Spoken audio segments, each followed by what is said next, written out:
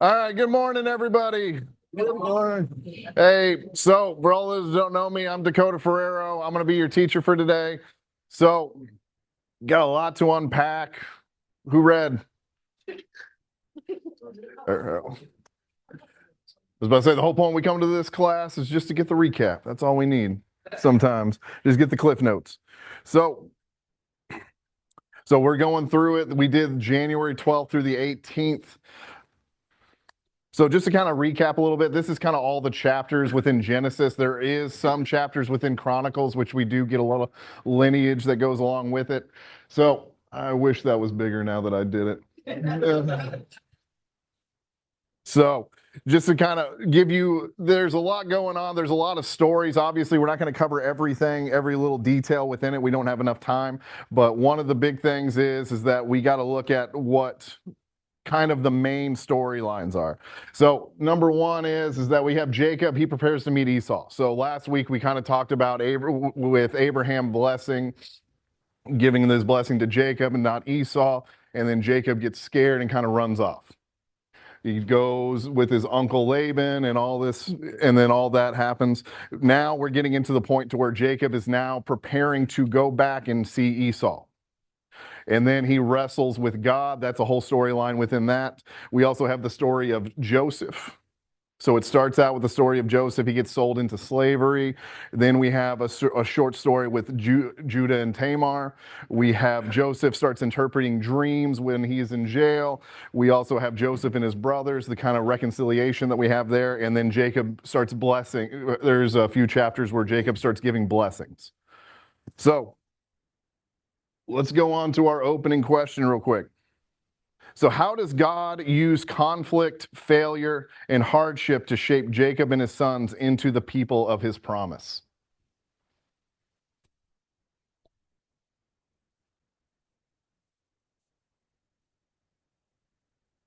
I think sometimes I was thinking about this morning that we read the Bible with this halo effect, right? This idea of, oh, if they're in the Bible, they must be good people, right? We kind of gloss over some of the other things that happen.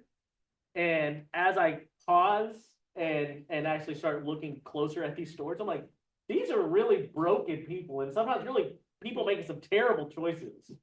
And so I like the fact that to this point of this question is like you see the conflict, you see all this hardship, and God still like he's the underlying character, right? He's the one that's still orchestrating all of this for the future promise of Christ. Even not to jump ahead, but when we look at Judah and Tamar and all the different things there, you're like, wow, this is a pretty unique situation, and yet God is able to work through that to reveal who He is to us. C.S. Lewis said once, God does not God does not just love us in our hardships. He creates and strengthens and grows us through our hardships. No. Uses those hardships to make us into people. Yeah. And throughout these chapters and through this week, we see a lot of hardships, we see a lot of conflict, and we see a lot of failure at the same time. So, looking at all these individual stories, we see this happening firsthand.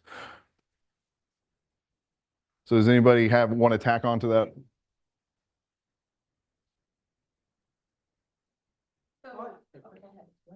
Oh, no, I was just, something I was listening to, a supplement was talking about Judah and how he started. He's obviously saying, hey, let's sell him and, get something for ourselves out of it, about Joseph. And then he goes through, his, discretion, I guess, with Tamar, makes that mistake, and she basically calls him on it, and how all of that is, leading him to be more of one of the brothers that's a leader. Because later, when they're in Egypt, he kind of is speaking up about doing some right things. He promises to protect Benjamin when they have to take Benjamin back to Egypt. Anyway, and then eventually, obviously, that is the lineage of Christ. So it's like preparing him to be that person and changing his life. So, Brad, what were you going to say? I was going to say some of the message that I get out of that is And it's not always spelled out in great detail in, Genesis and, some of the issues like Joseph was thrown into prison in Egypt. I can't imagine that was very easy, and it kind of talks about that, but then he was put over all the prisoners, and that, and so part of it for me is that, look, even when you're in those valleys and it's really hard, stay the course. God has plans for you. And, when we're in them, sometimes it can be really hard to see whether God might have a good outcome from this. Mhm. But if you watch with the people who love him and people who believe him, he has good outcomes. Okay. Jeremy, did you have something? Yeah, I was just dovetailing on a couple things that were said, but it's a great snapshot of God's master plan. When I was reading, thinking even different, right? Every time you read, but start to think through the lineage and the brothers and the 12 tribes and how his plan played out through that, through all of these, through all the challenges, through broken relationships, different mothers, different fathers, and at the end, I don't think I was ahead. Yeah, at the end, 19, I think, where it talks about, and then the 12 tribes and how they were assigned in the nations and the lineage for us today. Yeah. One other thing I wanted to do a plug in, as Josh. Yeah, I forgot. I'm sorry. I asked Dakota to remind me, but Dakota forgot to remind me. So next Sunday's Impact serving. This will get mentioned a couple of times, but if you don't know what Impact is, it's a great opportunity to bless others and be blessed. There's no sign up, there's no anything, just show up at the Impact Church of Christ and be ready to set up tables, break down tables, and you don't even have to do that. You can just serve and others. So we'll mention that a couple of times. We are looking for volunteers next week. So whatever that's on your plate, you want to go do something else, pray about it and say, nope, I'm going to go serve others next Sunday if you feel able to do that. Okay. It's a great place if you have kids, to let your kids see that not everybody lives like people in Kingwood live. Use their eyes a little bit. Thanks, Jim. Thank you, Jeremy. So back to it. So when we're talking about this, we see that Jacob and his sons go through a ton of hardships, a lot of challenges. And do you see a lot of situations where this could have been prevented? Or was this by design? A little bit of both. Yeah, because he, obviously negative things happened to Joseph. His brothers throwing him in the pit, selling him, prison, but eventually he's where he needs to be to specifically save his family from the famine. Yeah. Yeah. One of the hardest things for me to wrap my head around is the fact that God lives outside of space and time. We see time happening linearly. God does not see it that way. Yeah. And then like when I have a hardship in my life, did God cause this hardship to happen to shape me? Or did the hardship happen anyway and God said, I can use this to shape you? And to be honest, I think like Rachel said, it's a little bit of both, but ultimately it doesn't matter. It doesn't matter if I brought the hardship into my life deliberately, or if it happened and he says I can use it. Either way, God's using it to shape. Okay. Yeah, go for it. And my follow-up comment on Jim's great one is stay tuned for, put a plug in for Tim and myself the next 2 weeks. The book of Job is gonna get us, I'm not gonna say answer the question, but get us to ponder on Jim's good comment about good things and bad things, and Yeah. why do great things happen to bad people? I flipped it the way we normally say it intentionally. Yeah. So let's go to our next one. So what do Jacob's encounters with God, wrestling, name change, altars teach us about spiritual transformation? So We see this happening where he actually runs away from Esau because he's scared that he's going to get killed. So he goes, he gets wives, he has children, and then it comes to the point to where he needs to move on and go reconcile with Esau. A man appears and he starts wrestling with him until daybreak. And we learn that this man is actually wrestling with God. Now, one thing I thought was very interesting is that Jacob's name means heel grabber or deceiver, depending on when you have it. It's very literal because he came out of the womb grabbing Esau's heel.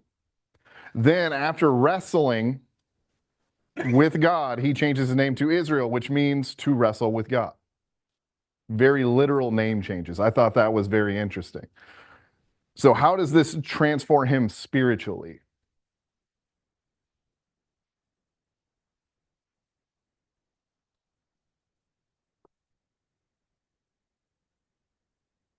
I think a modern day lesson that we could apply to that question is that we don't have to stay stuck in where we are. That God does have transformative power over us. Mm-hmm. When we surrender to God, good things can happen. Is it easy to surrender to God? Yeah. It is a wrestle. Yeah, it's a wrestling. And sometimes you're wrestling with yourself. Sometimes you're wrestling with a problem. Sometimes you're wrestling with absolutely nothing. It's just something that you've kind of made up. In this situation, he's physically wrestling God, and he changes his name to Israel, wrestles with God. He has the altars that he builds. What can we learn from this spiritual transformation? It's not, obviously not easy to have a spiritual transformation. So how do we, as modern day people, how do we go along like with Jacob and stop wrestling with God and allow him to use his gifts or his hardships or whatever it may be to help strengthen ourselves spiritually? Spiritual transformation isn't just a flip of a switch. Yeah. We don't decide to do it and then we're transformed. It is a process and sometimes a very, very long one. To dovetail on that, I would say, just like Jacob, expect some wrestling. Yeah. You know, I know I have, and I'm sure everyone in this room has, I've wrestled mightily with a lot of issues over the years. You know, all the common questions, you know, why me? And then, of course, followed by the next question, why not me? So. I'm going to speak up for Linda Copeland, because this is what she was saying. It teaches us that we have to be humble.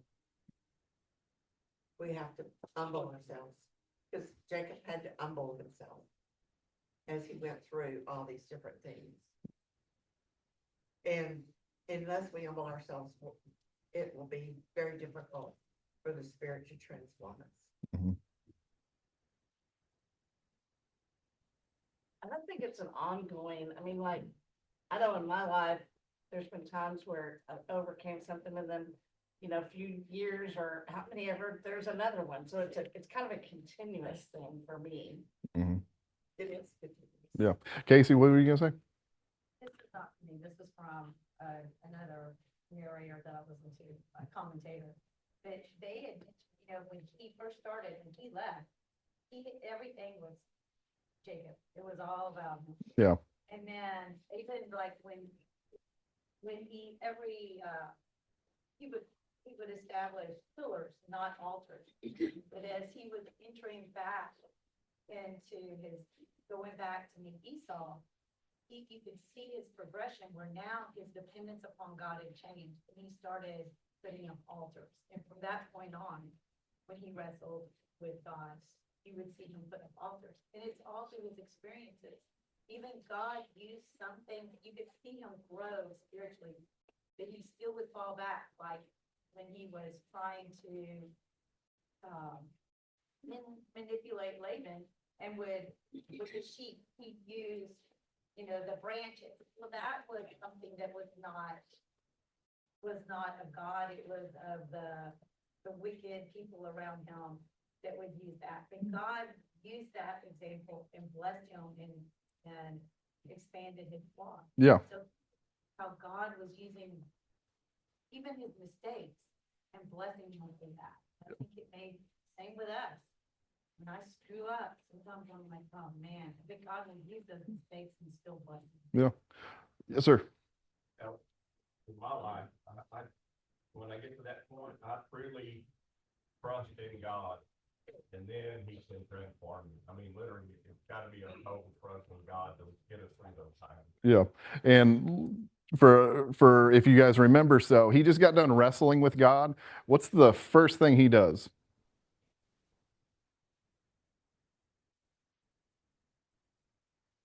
Well, what's the second thing he does? Because the first thing he does, I should say, so the first thing he does is that he actually names this area. I forget what is it, Peniel. The second thing he does is he's like, okay, I got to go meet Esau. I got to go do this. But he sees Esau coming. What's his first instinct? Got his family. Yeah, let's put people in front of me and Esau just in case. He just got done wrestling with God, and everything seems like he's a changed man, but then again, he's still scared. I mean, I feel like we've all had that moment where it's like we finally have a moment of clarity, but at the same time, we're like, this could still go wrong. Stuff could still go bad. But I like how, so I go back to like, what was the original audience of this, right? So you think about this, Moses is writing the first 5 books around Sinai when they're wandering. And you think about the first hearers of this, right? The nation of Israel just being brought out of Egypt. And this is a pivotal moment for them where Jacob's name is changed. That's huge in that ancient Near Eastern culture, right? Names meant something. And up until this point, kind of to Casey's point, it's all been about Jacob, and it's all been about deception, stealing Esau, taking the blessing, taking the birthright, growing his flock, has all been had an undertone of some sort of deception. And then God calls Jacob, gives him a dream, and then he continues on his journey. And at this point, he wrestles with God, and God says, "You're not a deceiver anymore, right? You're progressing. You're no longer going to be a deceiver. You are someone who wrestles with, which to what Dakota said earlier, there's going to be times when you wrestle that you're going to do great. And there's going to be times where you fall short and you're still going to be afraid. But for the nation of Israel, right, coming out of Egypt, they're hearing this, and this is their identity as a people, right? As they are coming out of Egypt into the wilderness, Moses is reminding them, this is where you come from. Right. And I think it echoes to, it's a preamble to in the New Testament where we hear like the old is gone, right? The old is gone. Your name has been changed, right? It wasn't Jacob. It's not the nation of Jacob. It's the nation of Israel. And that means we wrestle. We continue to wrestle. We're not perfect, but we're going to continue to wrestle with God. And then even after that, sometimes we get it right. Sometimes we get it wrong. Yeah. So it's just kind of, we see these transformations, and we still see him. Even though he has a name change, he's wrestled with God, he's done all these things now, he's still not confident in himself. He's still worrisome. He's still not doing all the things that he needs to be doing. So it kind of shows to us that even though we can be this physical manifestation and wrestle with God, we can still make mistakes. So let's go to our second question here. Yes, sir. How about Paul? Does he fit that category, which you were talking about? Got a name change? Yeah. So wrestled with God and had a direct encounter with Christ. Yeah. Definitely. Yeah, it's like nothing new under the sun, right? And the more you read and the more we study, the Bible echoes the same message over and over again, right? We see this patient God, a loving God, a God that calls his people to a different identity than what's around them, right? Whether we see it here, whether we see it with Saul and Paul in the New Testament. Did Emmanuel wrestle with God?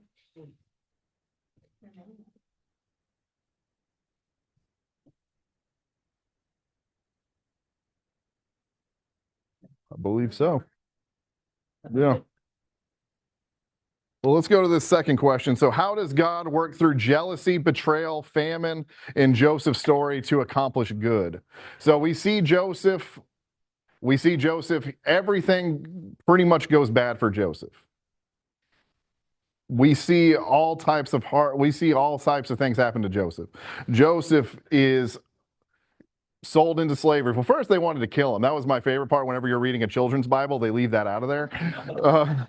Is they were like, okay, let's kill him. Well, let's just pretend. And then of course the oldest brother's like, let's pump the brakes a little bit. Let's not do that. Let's just trap him in here for a little bit. Then we have, let's sell him into slavery. Then we'll fake his death. And then he gets sold off and he goes into Egypt. He finds home in Potiphar's house. Then one of my other favorite things is they made very specifically that Joseph was a very good looking man. They wanted to make sure that you knew that, so that way it's like his wife, it's like more encouragement. I don't know what it is. They had to leave that detail in there. So Joseph then says, no, I'm not doing this. He gets thrown into prison and all this stuff happens and he's still kind of happy about it. So whenever I first started teaching, not this class, I'm in my regular job, there's a quote from the third Harry Potter book.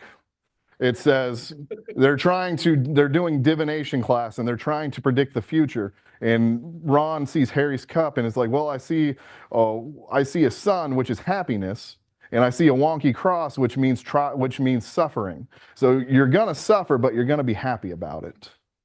And I kind of felt for my first couple of years of teaching, that's how it was, is that I was suffering, but I was happy about it because I got out of a very bad situation in my previous job. But I didn't know anything about teaching. I didn't know anything about how to do what I was doing, the long hours of trying to figure stuff out, the attempts of failing and trying to figure things out again, the late nights of staying up researching and trying to figure out what exactly am I doing tomorrow. Sometimes in the morning, like, what am I doing today? So sometimes halfway through first period didn't work. Let's try second period. Let's see how that goes. It's kind of this whole trial thing. I was happy to be there and I'm happy I was making more money. I'm doing something I enjoy, but at the same time, I have no idea what I am doing. A little different for Joseph. He's kind of getting this real bad thing, but somehow is optimistic throughout the whole entire thing. And is kind of saying, well, God will deliver me, will do all these things. We have a jealous brother selling him to slavery. He's betrayed. What do we feel about that? Do we feel that sometimes we're less Joseph and more Jacob?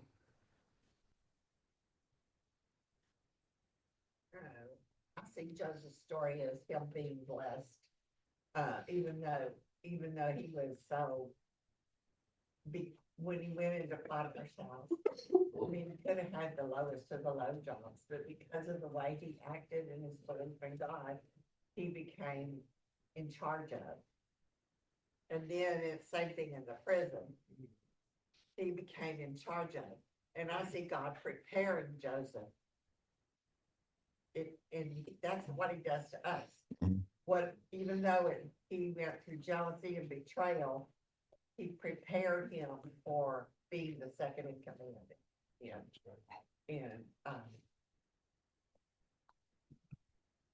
In Egypt. And since we don't know the end of our story, God, I think whatever as we walk, God is preparing us for what he has us to do.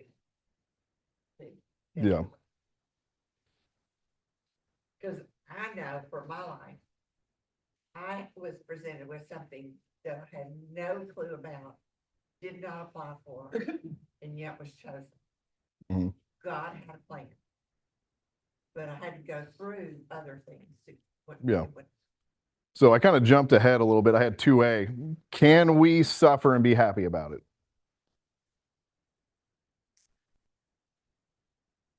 We might not be happy about it, but we can be joyful. Yeah. Yeah, we can be joyful in it, even if we're not happy.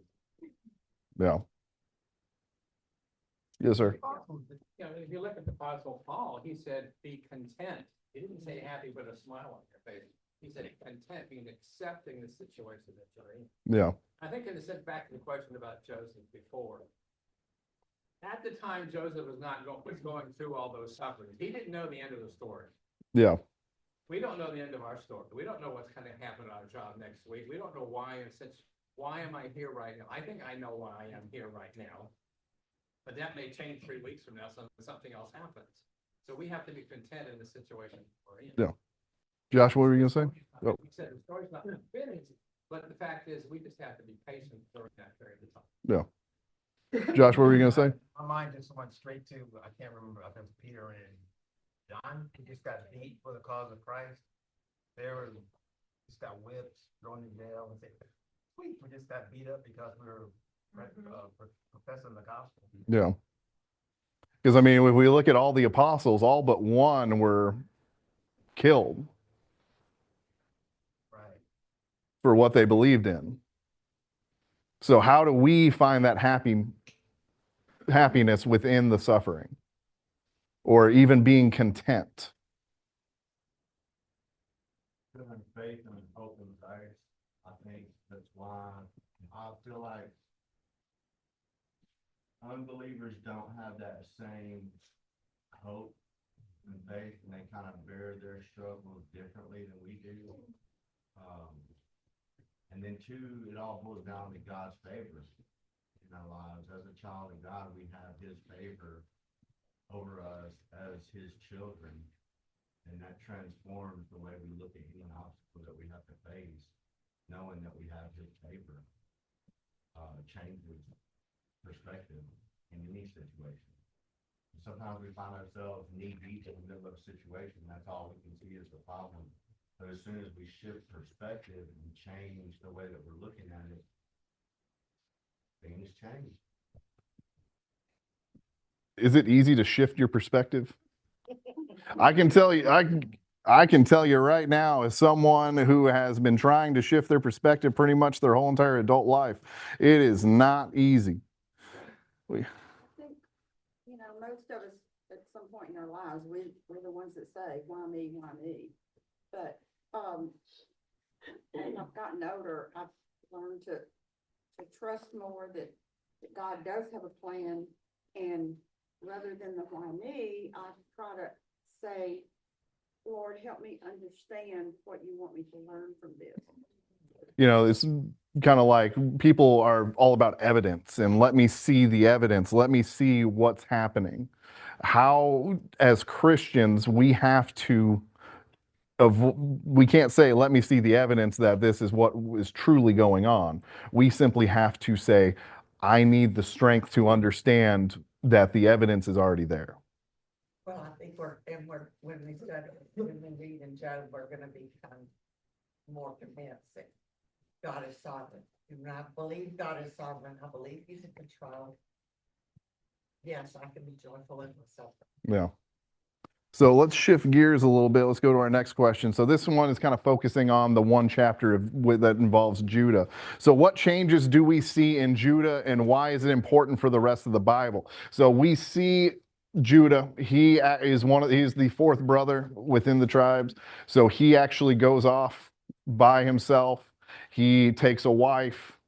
We have a bunch, we have some sons that are born.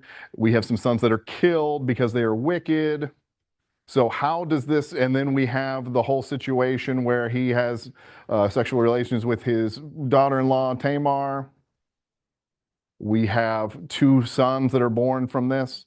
So, One of those sons is in the genealogy of Jesus. okay, we're jumping ahead. Okay.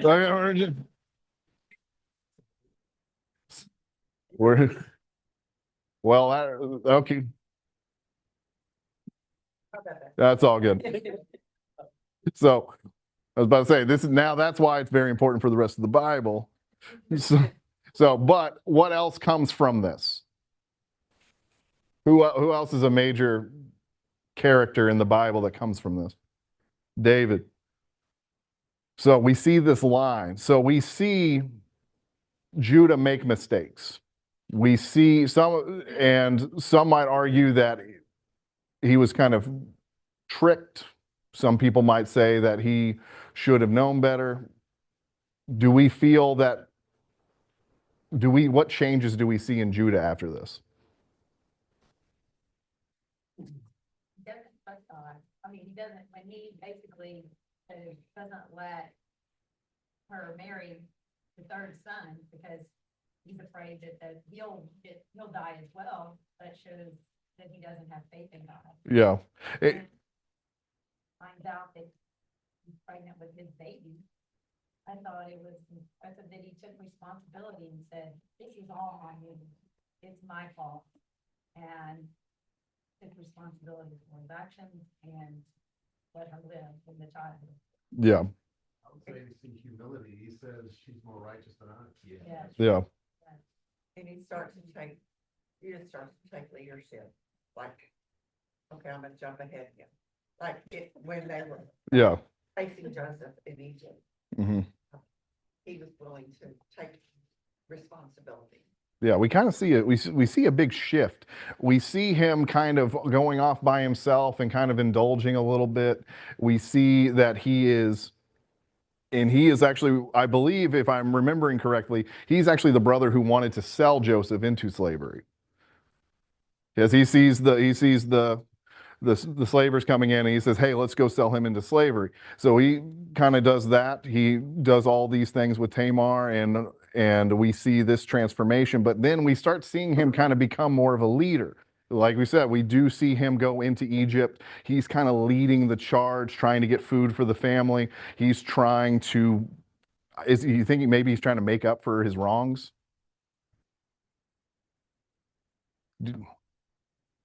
If you do something bad, can you make up for it? Spend your whole life trying to make that be wrong. And you trust in Jesus, it ain't gonna happen. Yeah. Yes, sir. I may be jumping ahead too, because a lot of this comes out in chapter 49. When you go through the blood. Yes.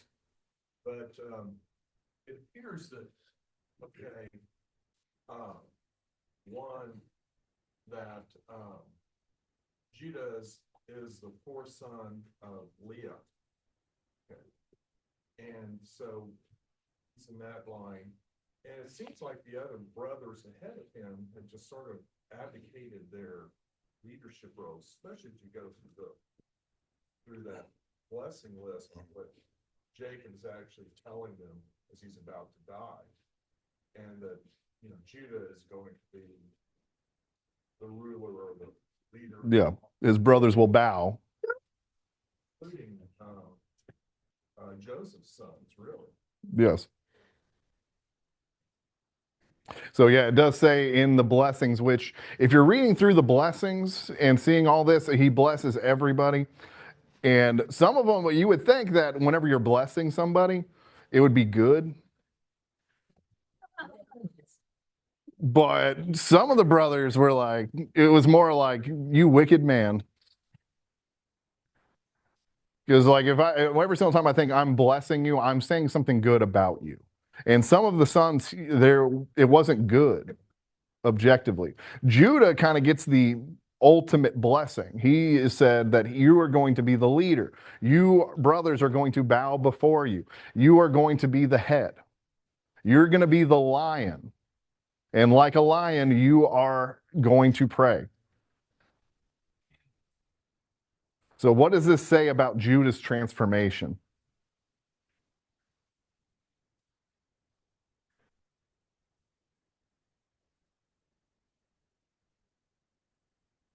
Before we get to that. Yeah. Yeah. Yeah. I heard Judah being the fourth, that the first two, they kind of got, the three that got skipped over, the first two were involved in the Shechem, and. Yeah. And then the third son, I believe, slept with his father's. That was the first one. Yep. So they kind of had, one made him the stench of or he was worried, Jacob was worried he'd be the stench of the land or whatever, but then, so they kind of had that, I don't know if you call it sin in their life or whatever, but that's what what I find interesting is that God must know all this stuff in ahead of time, obviously. Yeah. Like, okay, is he how much is he involved in this, or is he just seeing everything like it's the present, and he's just using each of it to tell this amazing story? Mhm. Because, you think about, I don't know who's seen it, that's my star, I talked to Bill about the other day, but it's like that Judah, the lion and there's like all kinds of references that would have had to be in place from the creation of the world. So it's like you've got this all-knowing God that's planning the whole story from the very time when there wasn't even any matter in the universe, and that's just mind-boggling. Yeah. Yeah, very good points.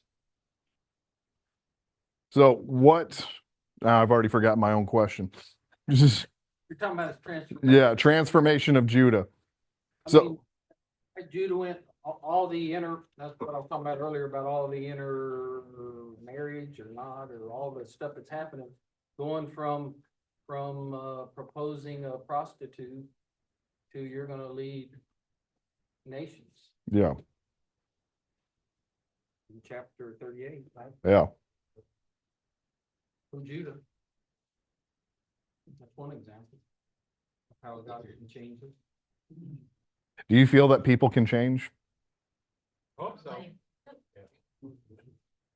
Because I hear this all the time. It's like, oh, people never change. We're always going to do it. As someone who studies history, you see that we consistently kind of do the same things over and over again. We do change a little bit. The story, the narrative kind of goes a little differently. We have a choice to change. Sometimes we don't make that choice. Is it easy to change? It should be. It should be like changing. It should be just like changing clothes. It should just be easy to do. Something that you do. Yeah. We do that.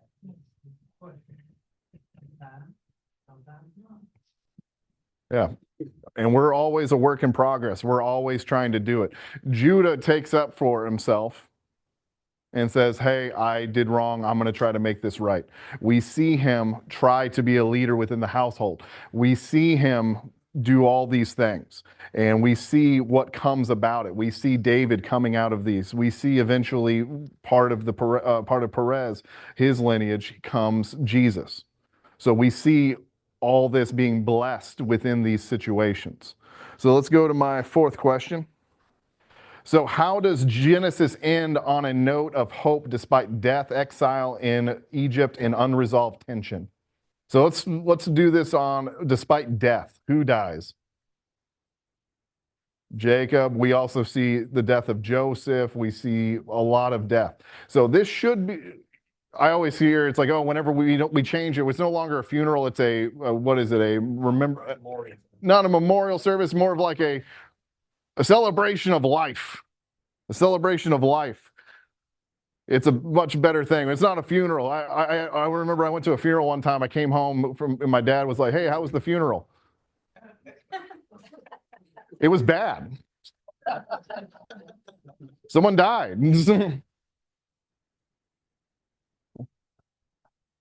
How do you think it was? Everybody was crying. So despite the death, how do we see further into the story?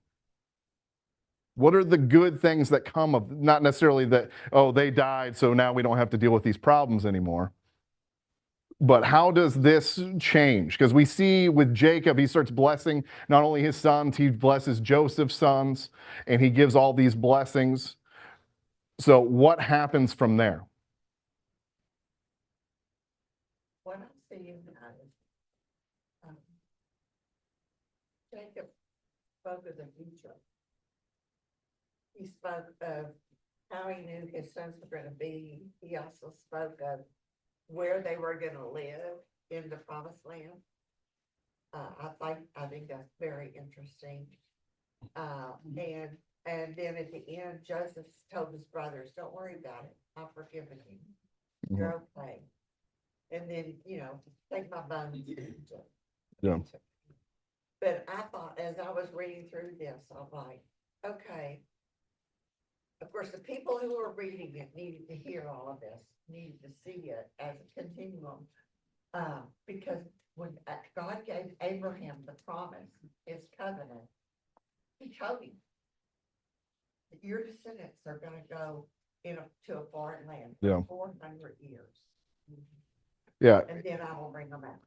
Yeah, and we see a lot of this. Let's kind of focus off the death. When we're kind of coming to the end of Genesis, we start seeing the reconciliation between Joseph and the brothers. And this kind of goes back with the Judah narrative.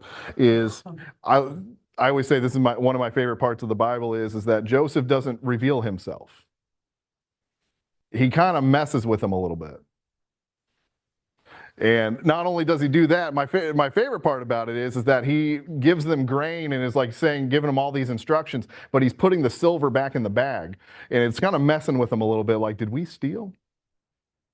Why is he giving us silver and grain at the same time? This doesn't make any sense.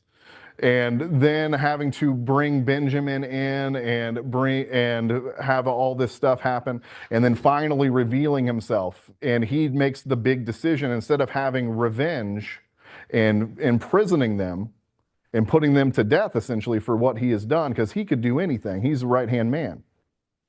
He takes what he is given and says, if it wasn't for what y'all did, Egypt and y'all would all be dead. We wouldn't have survived. This wouldn't have happened if I wasn't put in this position. So he is understanding of the suffering, and he is understanding of what's happening. And the brothers are kind of a little timid at this time. It's like, what have we done? We're still feeling remorse. They're bowing to him. It's like, we can't believe this has happened. And we get to see him meet. We get to see Joseph with Jacob again, and Jacob. So we get to see that happen, and we get to see the blessings. And because of all this stuff that happens, and because of what Joseph has to go through, we have all the things that we have.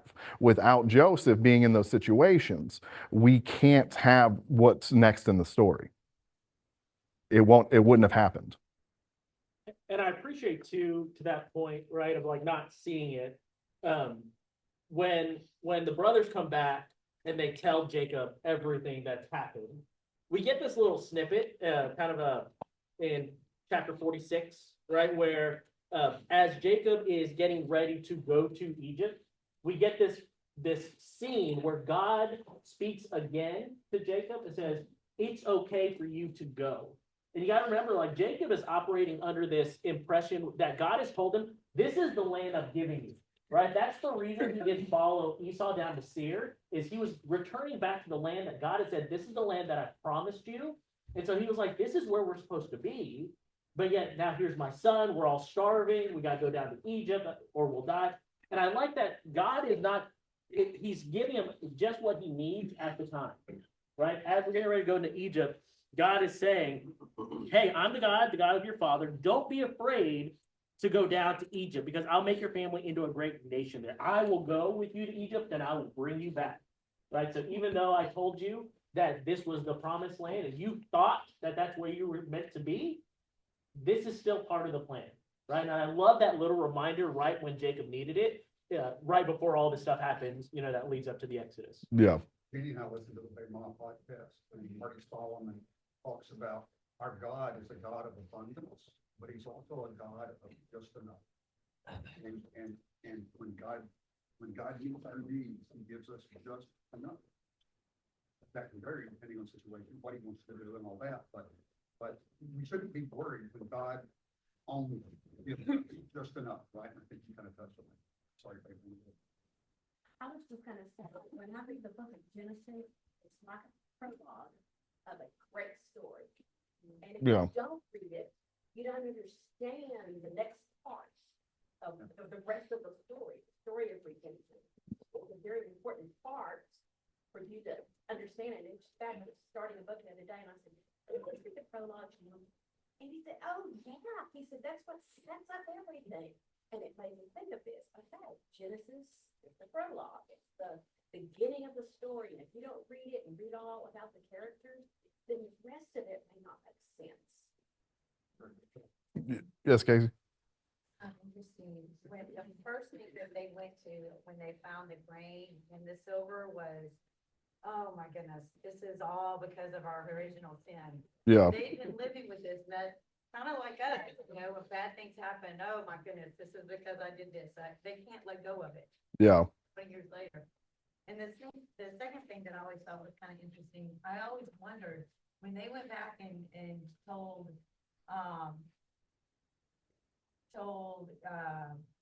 Joseph or Jacob, hey, he's alive. You know, he said, and he's a ruler in Egypt. You think they ever told him what they did? Yeah. Oh, by the way, you remember that? You remember Joseph? Yeah. Yeah. Well, he's alive. How did that happen? Couldn't tell you. It's a miracle, I tell you. The human emotion of that, all those years, seeing their dad grieving, every day seeing their dad grieving brought that back to them. So it was fresh on their mind every day. Yeah. Grieving for Joseph. Yeah. And God tells Jacob that Joseph will be there with him to wipe his eyes when he dies. Mm-hmm. But then all this happens, so now what do you believe? God told me he's gonna be there, you know, to wipe my eyes when I die, but, you know, nobody ever gonna hand it to him. Yeah.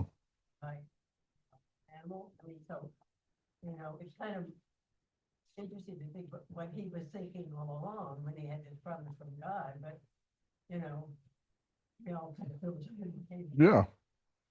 So, Yeah. Go ahead.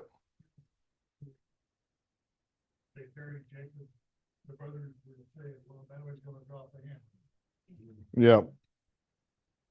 Still the counterliable us is, I told you, I forgave you.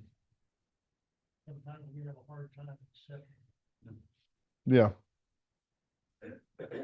I mean, if someone gave you forgiveness, would you forgive yourself? God forgives me of stuff, and I still struggle to forgive myself. Yeah. I mean, imagine doing all this and then the person saying, you know what? What happened has happened. Let's fresh start. Let's do this again. And I know for a fact, I would have trouble doing that. Saying, hey, I don't know if I could forgive myself. So let's look at our last thing. So this is what I want to leave you with. So we're kind of fast forwarding a little bit. We're looking at Romans. So, and we know, this is 8:28, and we know that in all things God works for the good of those who love him, who has been called according to his purpose. So we can kind of see this in a lot of different ways, especially with Joseph, is that God works for the good of those who love him. Joseph had faith. He didn't say, I interpret dreams. He said, the Lord is going to help me interpret dreams. He never said, I am going to help Egypt. The Lord is blessing me to be here to help Egypt. And being called according to his purpose. So we see that with Joseph. Do you think it was, and we talked about this with Judah, was it on purpose that he did it? He did nothing. Sorry, what was I going to say? So works in the good for those who love him. Judah didn't do these things out of love. He was doing it because of what he wanted. Once it happened, he starts believing. He starts taking this next step. And this is why he is blessed. He starts taking on this new thing. This is why Joseph is blessed. This is why all these blessings that come about are the ones that we do. So how do we do that? How do we use God's work for the good of those who love him, who has been called according to his purpose? What is our purpose? We kind of have to think about that. What is our purpose in doing all this? And it kind of goes back to what Jeremy said. Is our purpose to help with impact? Is it to lead singing? Is it to do these things, these small things? It doesn't have to be big. We don't have to lead Egypt through a famine in order to prove what God's love is. It's the little things. What can we do? Or what are we currently doing? I think sometimes it's just trusting that God's got the next step for us, right? And we get to read this. We see the end of the story. We see how this unfolds, right? And I can't remember, somebody mentioned earlier that, they didn't have the end of the story. They didn't know what was going to happen. But just to rest in this verse that, okay, do we trust this verse? Do we trust God as who he says he is? And if so, then it could be just, okay, God's got my next step. I might not have all the answers, right? And I think Jim alluded to this. God gives us just enough, right? Because sometimes if we have all the answers, maybe we're going to mess it up. Yeah. Or we're overwhelmed. If I could see my whole life laid out before me like God does, I would probably be morose. Because I would only see the bad things and think, I'm not strong enough for that. God lets us experience things as we can. I got to say about this verse, I've heard non-believers misquote this verse as proof that God or the Bible are untrue. And they'll say, well, the Bible says that God works all things for good, except I've had all this bad happen in my life. And the thing is, we know that in all things, God works for the good of those who love him and who are called according to his purpose. And if you don't love God and you're not called according to his purpose, then you can't say God's going to work all things for good in my life. That's right. And it's hard. It's easy to love God. It's hard to be called according to his purpose because we don't see the end of the story and we have to trust that he can do it. It's his purpose, not our purpose. Yeah.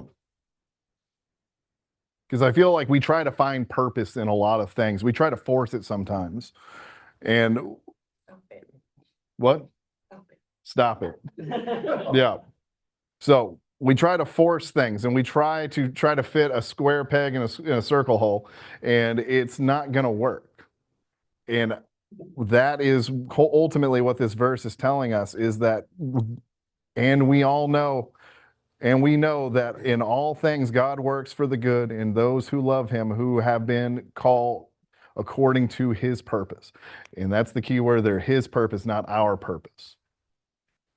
Yes, sir. You're talking about, Dakota, you're talking about perspective.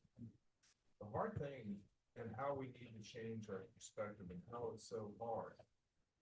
When you look at a verse like this, and I've read other commentators and so forth, especially talking about Job and so forth, is that we have this very finite, and you all know this, we have a very finite, we're just a vapor on this earth, our time is very short, and we don't see before, we don't see after, okay? But God's perspective, or to get development, spiritual perspective is one of eternity. And as this commentator said, yes, Job suffered, but God had held, amounts to, and we suffer, but we have eternity. It's going to be made up for us. This is not our home. Yeah. So, well, that is going to be our time for today. If you have any questions or anything, I'll stick around for a little bit longer, but let us know if you need anything. I'm going to have the slides up on the slide deck, so that way if anybody wants to revisit the questions, you're more than welcome to. But other than that, have a good rest of the morning.